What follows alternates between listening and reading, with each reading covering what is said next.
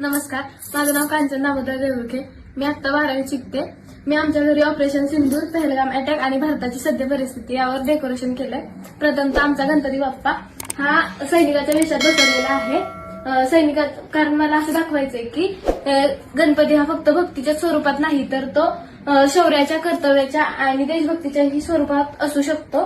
त्याच्यानंतर इथं पहलगाम अटॅक दाखवलाय.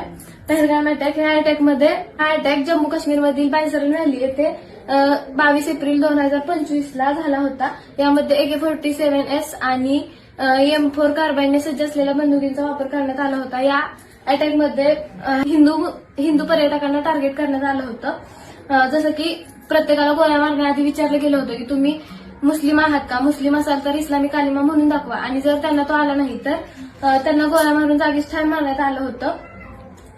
या हल्ल्यात विनय नहरवाल हे इंडियन नेव्ही बीच ऑफिसर होते. इथे ऑपरेशन सिंदूर दाखवलेलं आहे. ऑपरेशन सिंदूर मध्ये 7 मेच्या रात्री ऑपरेशन सिंदूर सुरू झालं. कंप्लीट 23 ते 25 मिनिट ब्रह्मोस आणि काल्प एजी या 2 मिसाईल्स वापरून हे ऑपरेशन सिंदूर सुरू होतं. यामध्ये प्रमुख भूमिका सोफिया कुरेशी यांनी दाखवली होती. यामध्ये पाकिस्तानमधील 9 दहशतवादी इन्फ्रास्ट्रक्चर विध्वंस करण्यात आले होते.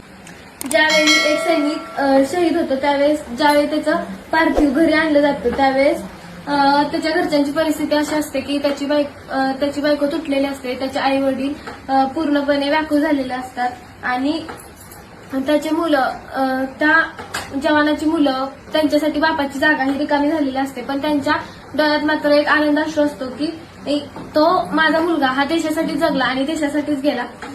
अशा वेळी आपण त्या जवानाला श्रद्धांजली वाहण्यासाठी कॅन्डल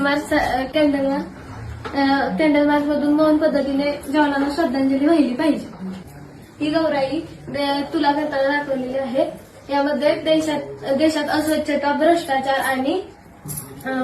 आणि व्यसनाधीन गेलेली पिढीचे पारडं जास्त खाली झुकलेलं आहे आणि देशाचं रक्षण करायचं या विचारानं जगणारी पिढी खूप कमी आहे, म्हणून ती पारडं वरती आहे.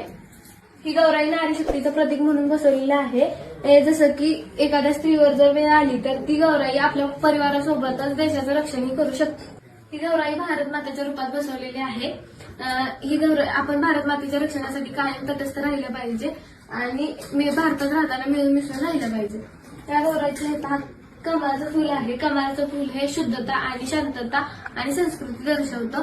कमळाच्या फुलाप्रमाणे आपण भारतात राहताना आपली संस्कृती जोपासून शांततेत मिळून मिसळून राहिलं पाहिजे.